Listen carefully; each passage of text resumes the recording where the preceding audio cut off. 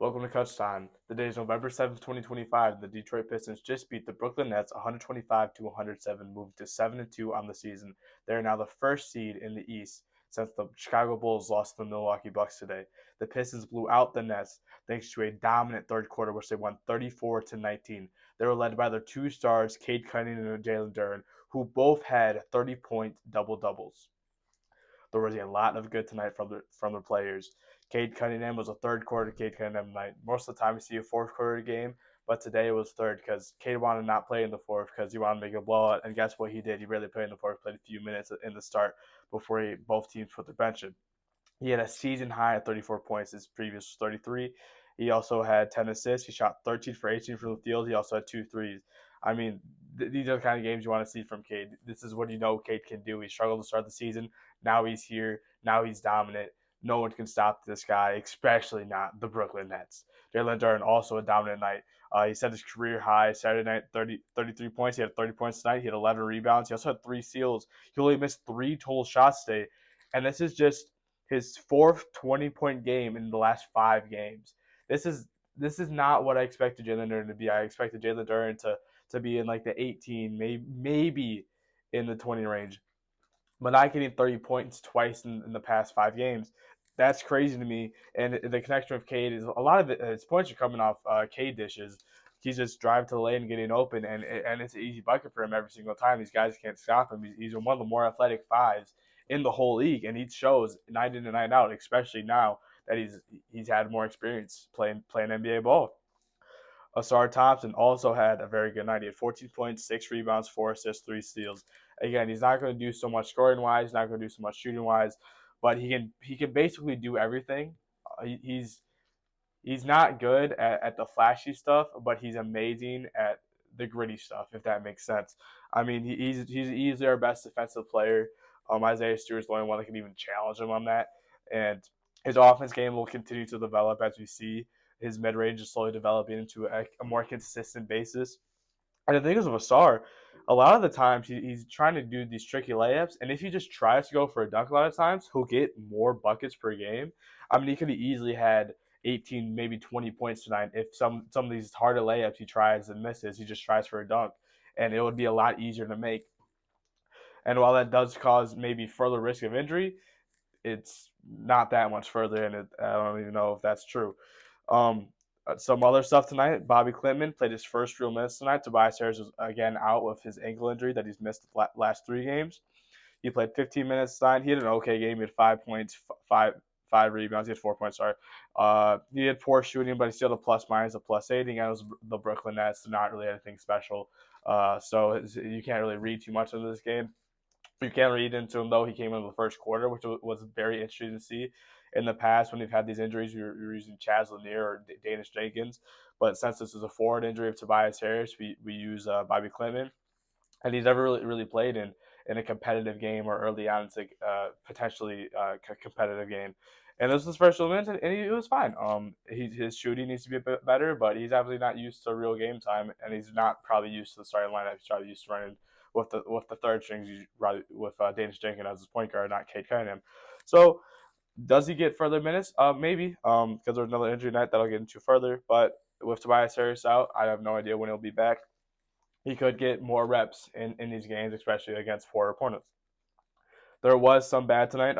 Pistons were 6 for 26 from three tonight, and they won the game like they do every single game. They had 80 paint points, which is insane.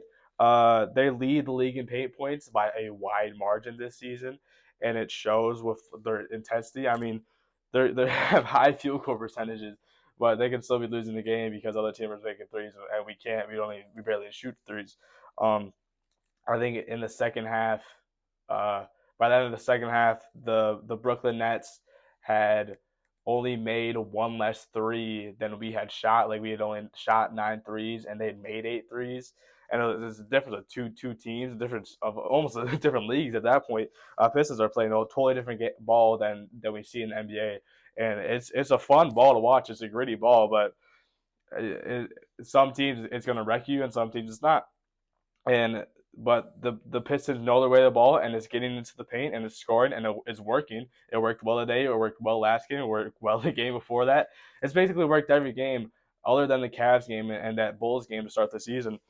And they're dominating. They're winning, and they're going to continue to do it because no one can truly stop this team when they're running into the paint basically every single possession. Another bad thing tonight, not on the game wise, but Isaiah Stewart did roll his ankle. He rolled it in the second.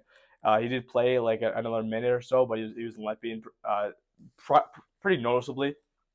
And then it was halftime. He came back out the court for warm-ups at halftime, tested out a bit, and then he sat the whole second. As of making it, there was no update for it, so I have no idea if he could be out, if he could not be. Uh, the Pistons did sign another forward center mix to fill in the 15 spot, which again I'll get into a little bit. And so it's something to monitor. Isaiah Stewart's easily our best defensive big man. It's basically him, Duran, Paul Reed are big guys who are going to play consistent minutes. Paul Reed maybe not consistent, but he plays basically when anybody's injured. And Paul Reed again, Isaiah Stewart might miss a couple of games. Paul Reed will get more run time. We might see even more Bobby Klitman since Isaiah Stewart's been playing a lot more of the four. Um, Especially with Tobias Harris out. We've seen a lot of Jalen Duren, Isaiah Stewart, dual big man lineups, which is something we basically never saw last year. A lot of Pistons kind of had nightmares of it from the Monty Williams coaching season, since whenever those two were in together, it was a complete failure. And then we didn't run it all last year, and now we've seen it this year, and it's worked decently well. Especially with Stu developing more of a jump shot, which he kind of used to had. He lost it, and now he's regaining it, and just doing that and being more of a spacer is a lot helping that two big man lineup. And we will see it more when if Stu gets healthy and when Stu gets healthy, because we have no idea. I have no idea if he's going to miss games, and if he does miss games, how many he will miss.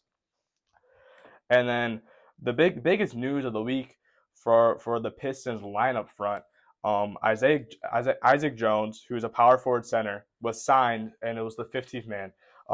During the offseason, uh, the Pistons signed Javonte Green, and they left this 15-man spot open, and they basically said, this is Malik Beasley's spot. If Malik Beasley gets cleared, that's what it's for. Malik Beasley, it's 9 games of the season, almost an eighth way through, and Malik Beasley hasn't been cleared. We have no idea when he will be cleared. There hasn't been much news on that front. The first week of the season, you had the Chauncey Billups and Terry Rozier news break. Nothing really came on the Malik Beasley front. It kind of just got like, yeah, it's still being investigated, but nothing's really evolved of a negative or a positive front on him. And Malik Beasley does want to get back, and if he has said verbally if he's going to come back, he wants to come back for the Pistons. But now that we've signed this 15th spot, we don't have any more roster spots. So if we do, we'd have to cut someone.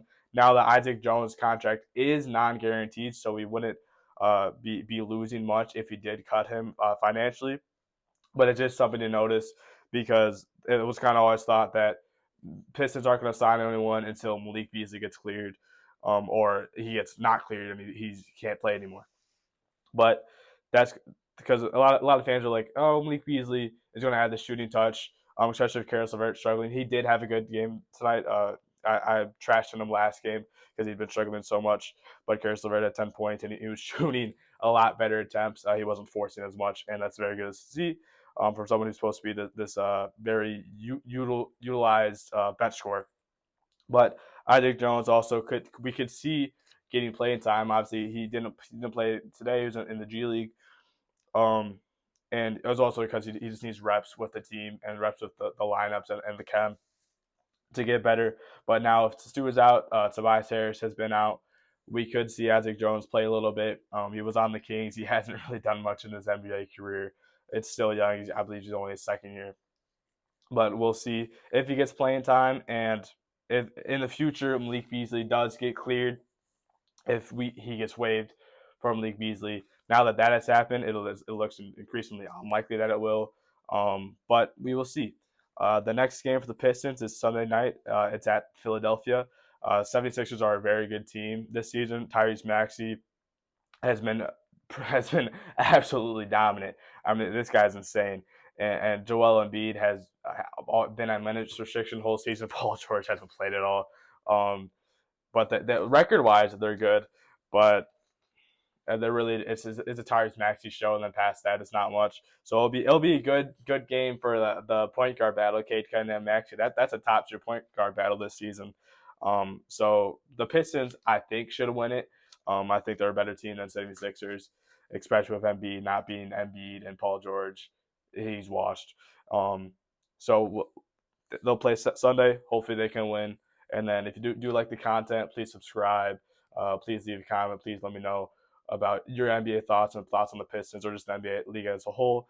And then thank you for watching.